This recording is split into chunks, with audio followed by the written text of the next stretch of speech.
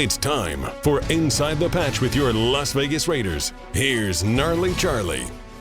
Inside the Patch, brought to you by Fresno Rack and Shelving. Nice rack. And, of course, ESPN 1430, your Valley sports leader, your Valley local sports leader. They'll let you know about that. Well, we have Brian Noe in studio right now. And Brian, things you need to know about Inside the Patch. Well, we're a Raider fan show. You're aware of that. But there's a special meeting this week because there are 3 Joshes involved. There is Josh Jacobs, there's Josh McDaniel, and there's Josh Allen. Now, Josh Allen has roots right here in Central Valley. That's where he's from. His parents listen to the station. How you doing, Mr. and Mrs. Allen? But I can't root for him. This is the one week I cannot root for him. And how about that first week of football, Brian? Where's your head on that? Well, I tried to tell you that the Raiders were the class of the AFC West last week. Yeah, and you, the voice of the pessimist, right, trying to talk me down from my high with all these facts of they don't have a quarterback as good as Mahomes. And I said, you wait, Gnarly. You wait, and you watch after week 1 who's alone at the top of the AFC West. And that would be the silver and black, baby. I think that's exactly how it went, if I remember correctly. Did you? That's how I remember it. Speaking of Mahomes, did you see what he did? So during the Aaron Rodgers debacle, right? He texted, "I hate that man." Blah blah blah blah blah, and then he goes back later. "Oh my gosh, I forgot the comma. It was supposed to be, I hate that." Man. So it read that he hates Aaron Rodgers? I hate that man. And all this, like, that's horrible, praying for Aaron, blah, blah, blah. But once you hit sin, it's gone. A comma can kill you. Oh, man, that's funny. Isn't that great?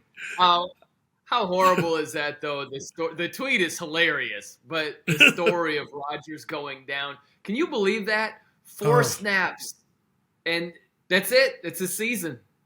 Could be a career. Could be I mean, how about that? Have you seen the memes of Jets fans when here comes Aaron on 9/11 with the flag coming through, just like Jets are coming back, just like America's coming back. And then the look on their face when he goes down, it's just like, oh. It's brutal. And that's the thing is, it'd be bad for any team, but especially the Jets, man. Right. Especially them with everything they've been through. It's funny. It shows you how bad they've been at quarterback when I can hardly find any Jet fan that will say something negative about Chad Pennington. You know what I mean? Right. Like, because their quarterback play has been so atrocious, almost every Jet fan I've ever known thinks Chad Pennington was actually good.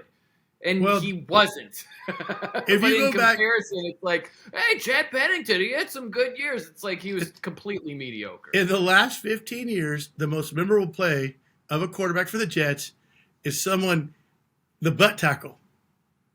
Fumble. The fumble, yeah, the butt fumble. Where Garcia ran into his tackle. And that's it. Can't think of another Jets play that. It's that and what is it? Jimbo Fisher or Jimbo Elliott. Is that I'm messing it up? But against my Dolphins, the Dolphins had this huge lead, like 30-7 or something like that, and there was this furious Jets comeback, and. Is it Jumbo Elliott? I'm having a senior moment here, but he caught the touchdown pass. He was offensive lineman, caught a touchdown pass. Oh, I do remember and they that. Did I do. Super zoomed in of his eyes looking at the Jumbotron like, I caught it. I caught it. I'm going. Yeah. I mean, but this just a Jumbo Elliott. crazy play. I mean, and you can't retire on that. You can't leave on that. He's got to come back now, right? For one, maybe. But he's going to try, and I hope he makes it. But that's the thing. This whole week has been about the field turf. Bakhtiari is like, the field turf. And, hey, listen, maybe it had something to do with it. But you know what had the most to do with it? Him being old. That's what it was about. Aaron Rodgers used to be able to move around and be mobile. And that guy, you could see before that hit in those few snaps, he couldn't move. He had no mobility at all. Yeah, it's tragic. It's just tragic, and it's like, wow. It almost equaled to me of in the Super Bowl when they threw that interception against the Patriots and when the Seahawks did it. It was like, oh, but that's different. I mean, that's a whole different. That's a play call and whatever. But I was just like, no way. Yeah, I hear what you're saying. Yeah, it's just the shock factor of did that really just happen? Yeah. And now there's all these memes. They show like there was a kid's jet with actually Aaron Rodgers' face on it, and it takes off and then crashes. It's like there's just so many things. I'm surprised there wasn't a whole thing on The Simpsons.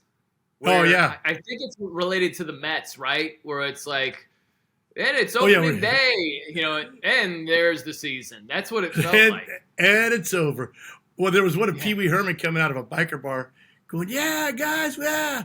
And he gets in and he rides like 7 feet and crashes into a sign. And they're like, okay. That's how Jets fans feel.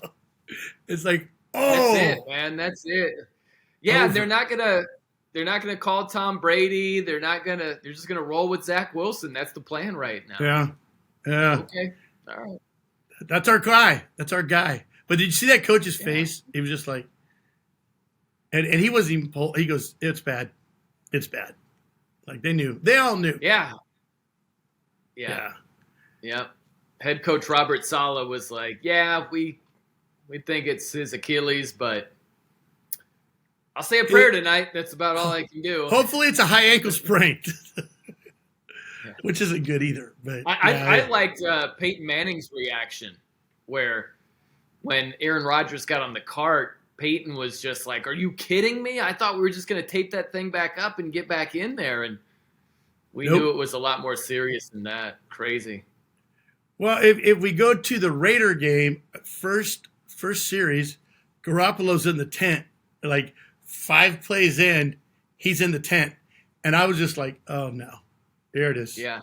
There it is. It was okay. They're just checking him, just making sure. How about Sean Payton going surprise onside kick to start right the off the bat season? Right off the bat. And when they really got it, the guy was just a little bit early.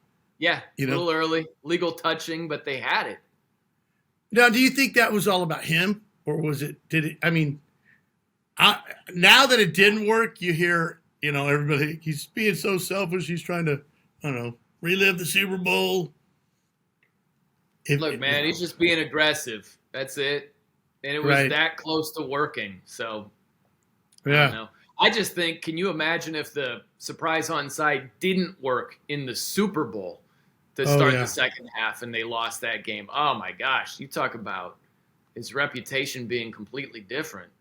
But that's what you got to be the first one to do it. It's like when Joe Namath predicted a win for the Jets. That was a long time ago. But what he did, that was a big deal. Then everybody started doing it and nobody cared, The first one to say, I guarantee we're going to win, sets the tone.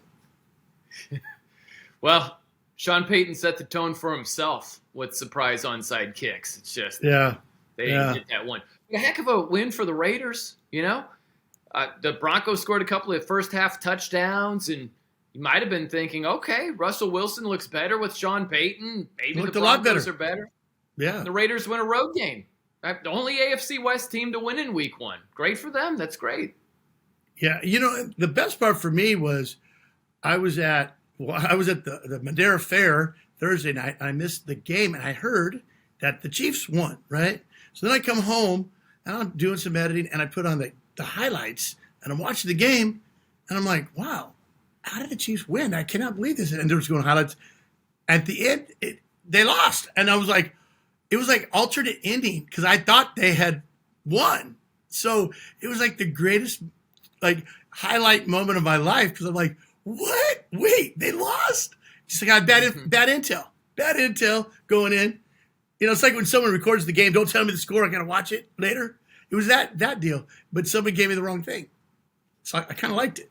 I'm glad they did give you the wrong information. Chiefs, right. I don't know what they were doing, man. It was 4th and 25, and they went for it with 3 timeouts and the 2-minute warning. That's basically like saying we have zero faith in the defense. Yeah. It's also saying, hey, Mahomes is pretty special, so let's give it a shot with him. But I think you're saying louder, zero faith that we can get a stop against the Lions. And listen, I don't want to make them sound like they're incapable of picking up a first down. That's not true, but you got to have some faith in your defense, man. Goodness, 4th and 25? What are your odds on 4th and 25? I expected to see Andy Reid in his punt, pass, and kick costume coming out there. Man. To pick that up. What are you off with Andy going Big Red and just punt it, I couldn't believe that. Well, so what a crazy week in that regard. But the Raiders are on top of the AFC West, and once again they had the picks today. And out of 12 prognosticators, 0 picked the Raiders for the Bills. And some of the scores were close, but I don't know. Yeah, there's some anger. Yeah, I wanted the Bills to win just because I didn't want to face a 0-1 Bills team. Yeah, that's not great. And Josh Allen, hopefully his parents closed their ears for a second. He was freaking brutal against the Jets in week 1. And he's a really, really good quarterback. Almost everybody has him in their top 5, right? Yeah. NFL quarterbacks. But that was a stinker. Hey, listen, even the top quarterbacks have stinkers. And that was one of them against the Jets.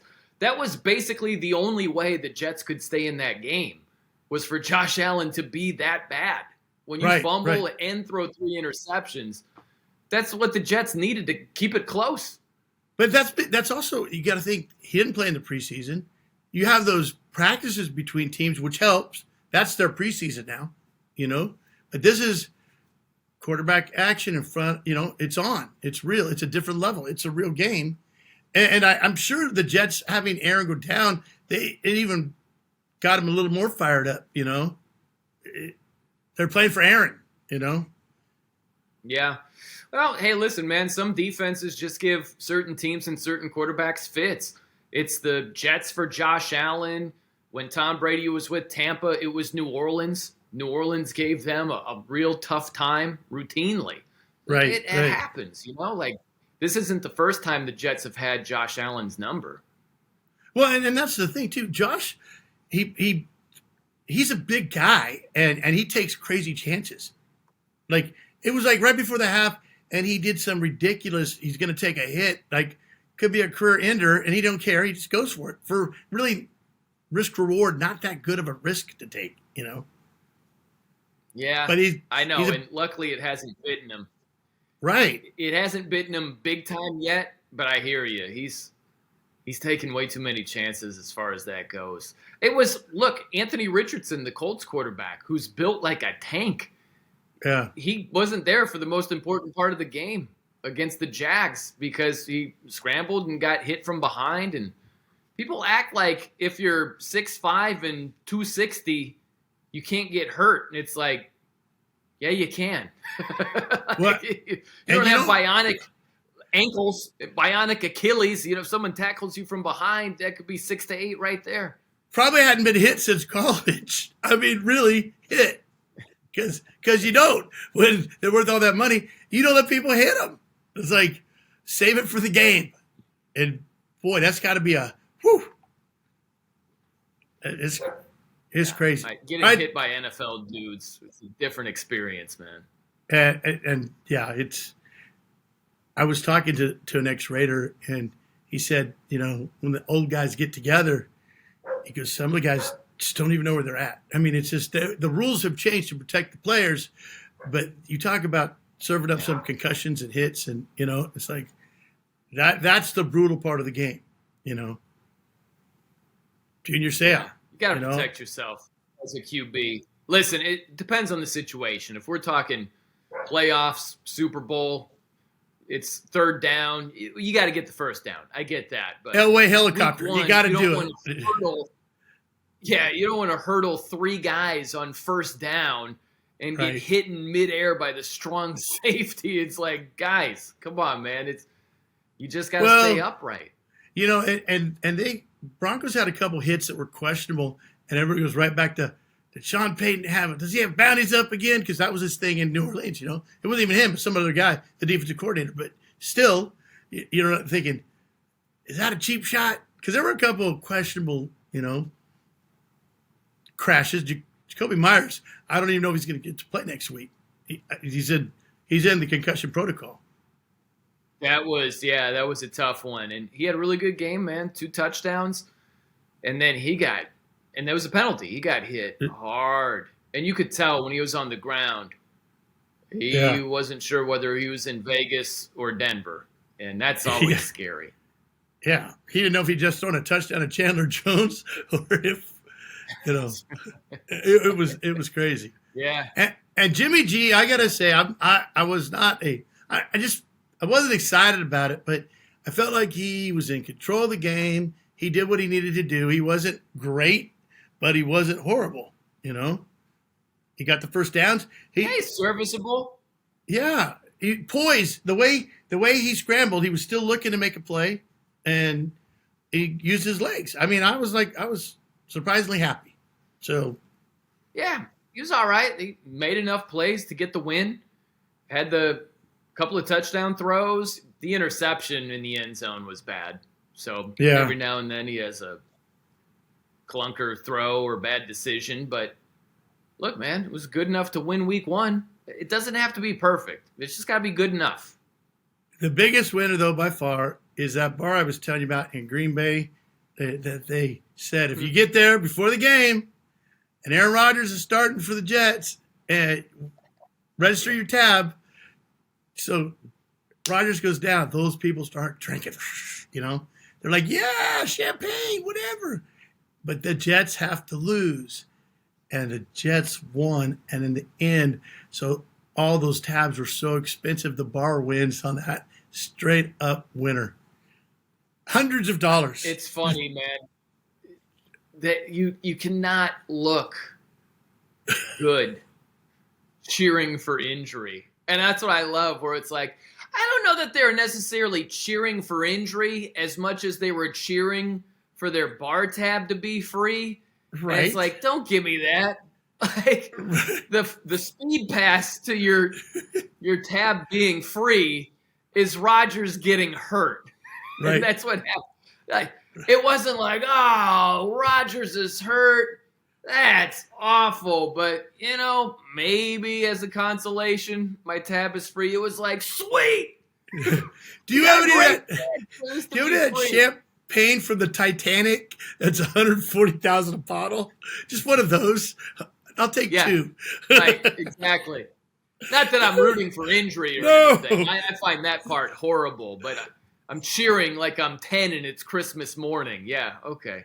Well, and I will tell you, I was happy with the Dolphins because they played the Chargers and they played the Chargers well. And Tyreek, he's a machine. He is. He is something else. He's unbelievable. Yeah. And Tua throwing for 466. That's huge. He threw for almost 500 yards in week 1, and Tyreek over 200 yards receiving. That was like a Big 12 college football game. Yeah. The defenses were like, we'll show up in week 2, maybe. But they were dormant in week 1, man. It was a lot of fun, though. It was a fun game. Where do you stand on, like, some people say never judge the first game, and there's a big difference between the first and the second, but you got to give them 3 games, or what do you have a theorem for where you say, before you make a judgment on a team? It's case by case, and look, it's hard to tell because we always have overreaction Monday or overreactions to week 1, but I also think you can underreact. I think there are signs of things to come and not just, shrug your shoulders, it's only week 1. Go back to last year, Gnarly. Think about Denver losing week 1 at Seattle. And going into the season, you're thinking, hey, Russell Wilson is there. Coming back, Denver's got a great defense. They should have a really strong season. Meanwhile, Geno Smith is taking over in Seattle. So Seattle won week 1, and you shrug your shoulders like, it's only week 1. But that was a sign of things to come for both teams. Denver was terrible. Seattle was a playoff team. So sometimes there are more things to take from week 1. It's just case by case. And it's hard to tell whether it's just a mirage or whether this is a sign of things to come or not. Because if you remember last year, I believed the Raiders, it was just a fluke. It was, it's coming. Oh, it's coming. No, it's not. It never came. No. It never came. Yeah.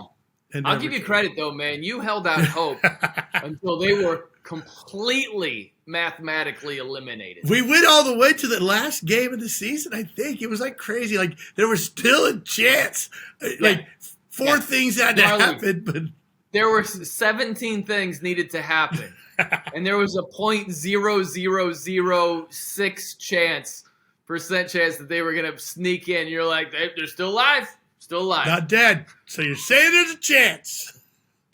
All right, Brian. Well, all right. So Buffalo and Raiders, Tatanka, the Buffalo. I don't know. How do you feel about that? Well, before I reveal my prediction, could I make a request? Yes. I would like every Raiders fan to either not pay attention for the next 30 seconds or to have amnesia immediately following the next 30 seconds. Let's go with that. Bills are going to win. Bills will win this. You're feeling that? Do you think is it built on the fact that they lost and they're a good team, or they're just not going to allow that? They're just a better team. Yeah, they're a better team. The Bills' offense should be a lot better than it was Monday night against the Jets. The Raiders don't have defensively what the Jets have defensively. Okay, so I think this is I'm going to go with this because so far it's proved to work that if you take the other team, we win. So it's happened one time, all right? So if it happens twice, now we got a thing going. So, okay. Well, I don't know that I can't remember if I made a prediction last week because that game was a toss-up. I said for the season, the Raiders are going to lose. Right. I think you said they will not be playing more than 17 games. You're like, 17 plus, the Super Bowl, 20 or 21. Do you get a point 4 on the Pro Bowl? Yeah. Gnarly, they'll be playing 17 games. They'll be playing 17 games. All right. Well, we will see. So, Brian, thank you very much. And we will find out next week right here on Inside the Patch. Thanks, Brian. Thanks for having me, Gnarly. Always, buddy. We'll be back with more Inside the Patch on 1430 ESPN, your official home of the Las Vegas Raiders.